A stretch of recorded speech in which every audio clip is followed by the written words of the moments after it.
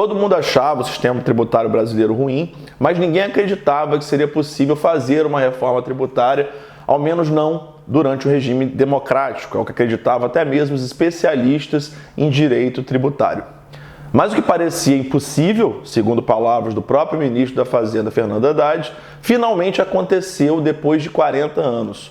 O governo Lula, com apenas 6 meses de governo, aprovou no plenário da Câmara dos Deputados a reforma tributária por 382 votos a 118. Uma margem grande que mostra um amplo apoio político que vai da esquerda até a direita. Só os deputados mais fiéis a Jair Bolsonaro ficaram contra. Aliás, a reforma tributária provocou um racha na direita. O governador de São Paulo, que foi eleito com apoio de Jair Bolsonaro, foi favorável à reforma e trabalhou em favor da sua aprovação e foi vítima de uma tentativa de humilhação pública feita pelo ex-presidente Jair Bolsonaro durante uma reunião com parlamentares do PL. Outro dado surpreendente é que a grande mídia corporativa, liderada pelas organizações Globo, passou a apontar Fernando Haddad como o grande responsável pela aprovação da reforma tributária. E aí, o que tudo isso significa no tabuleiro político para as próximas eleições presidenciais em 2026? Fica aqui comigo que eu te conto, mas antes disso eu peço que você curta, compartilhe esse vídeo e se inscreva aqui no canal, porque seu apoio é muito importante para a gente dar continuidade a esse trabalho. Explicar com a maior humildade do mundo é que eu acho arriscado para a direita abrir mão da reforma tributária. Porque, tudo bem, gente, se vocês acham que a reforma tributária não é importante, não vota, pô.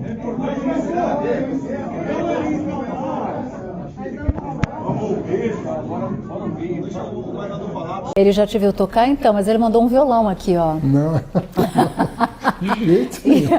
Daí eu acho que eu preciso confirmar essa apuração. Não, olha aí, já deu a nota sozinho. Tá afinadinho. Um Blackbird, que eu sei que o senhor gosta de Beatles. Tá mesmo? Quero, de verdade. Eu fico com vergonha. Qualquer acordezinho aí já resolve. Essa é o Blackbird?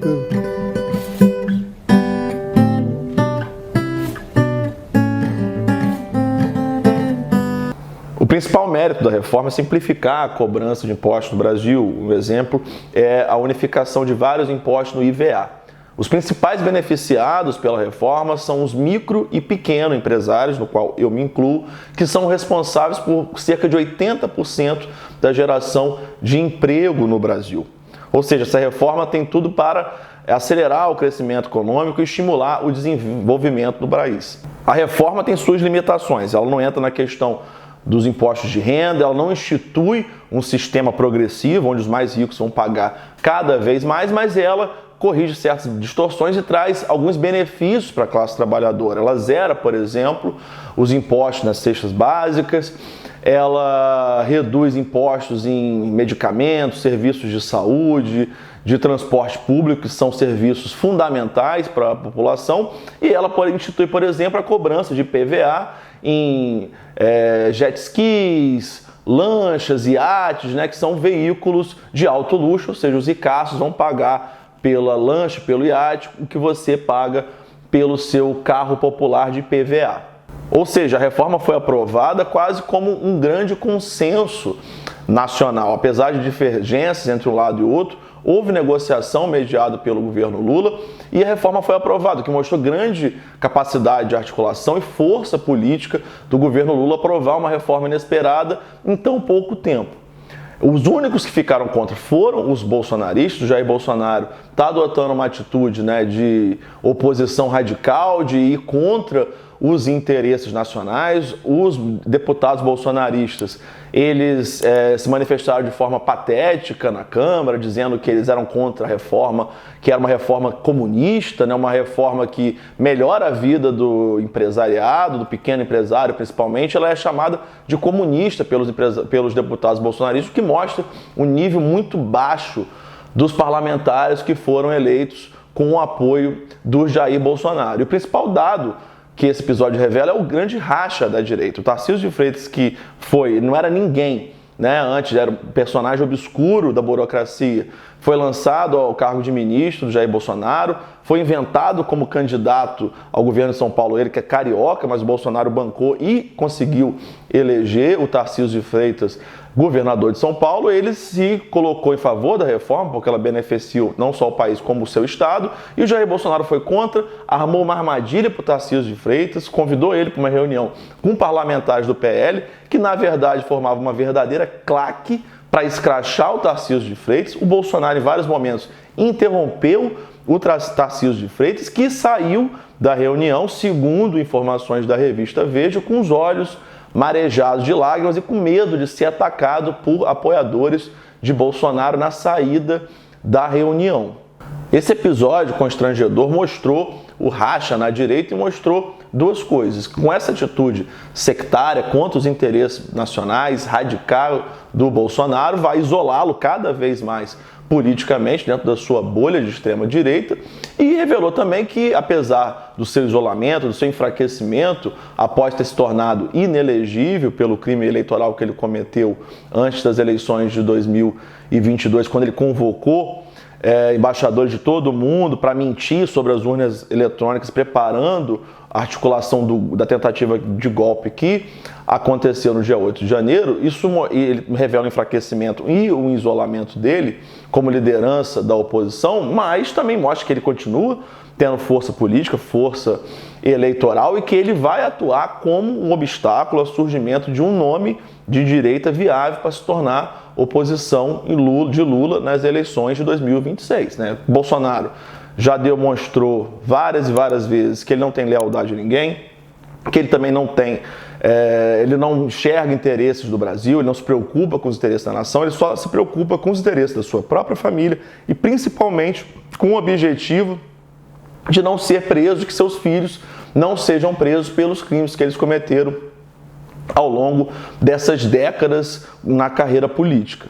E isso é uma água no chope da grande mídia corporativa, que sempre quis eleger um candidato que fosse neoliberal na economia, promovesse a privatização, a liquidação do patrimônio nacional e a destruição dos direitos trabalhistas, como o Temer fez ali no seu curto governo após o golpe de 2016, mas que fosse progressista nos costumes. O Bolsonaro não era o candidato ideal da grande mídia, e por isso todos os atritos que eles tiveram ao longo dos 4 anos de governo, quando o Bolsonaro tentou, dia após dia, desestabilizar as instituições e fomentar um golpe político no Brasil. O ideal da grande mídia é ressuscitar o PSDB, ter um candidato como o Fernando Henrique Cardoso, que fosse neoliberal e progressista. Tentaram isso antes das eleições de 2022, com o papo da terceira via, Eduardo Leite. Assim que Bolsonaro se tornou inelegível, o Tarcísio foi lançado nessa posição, mas esse episódio mostrou que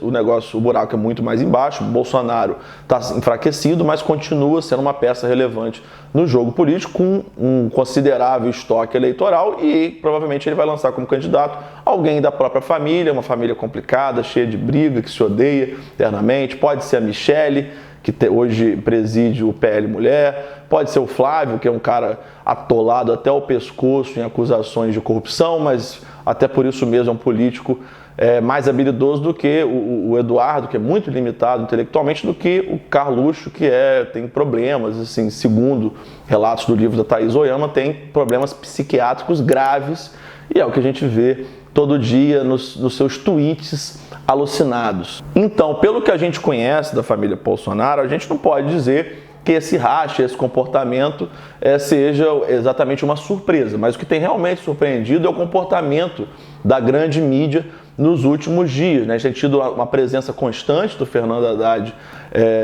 na grande mídia, sendo apontado como grande responsável pela aprovação da reforma tributária, uma vitória do Brasil.